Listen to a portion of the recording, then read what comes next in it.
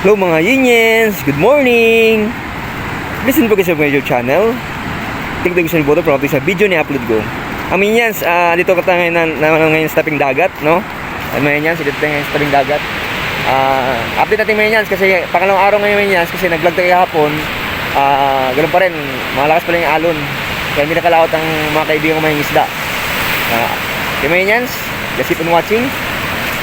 And mga Yiniens, yung alon, malaki pa rin. Kasi mga Yiniens, kahapon nag-vlog tayo kahapon,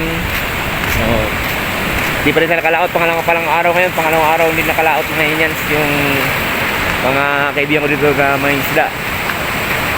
Mga Yiniens, yung bangka yan pa rin, nasa tabi pa rin. Hindi pa rin yan mga bangka. Yung mga Yiniens, hindi pa rin nakalaot.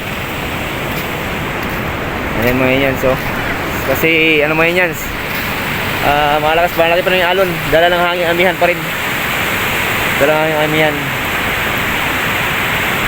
Ayan mga Yiniens,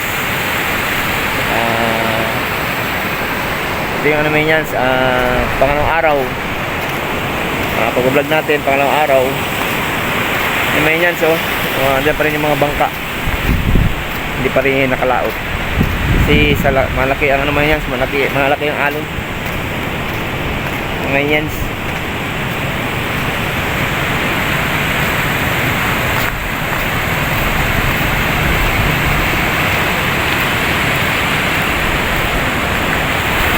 Update dito sa tabing dagat.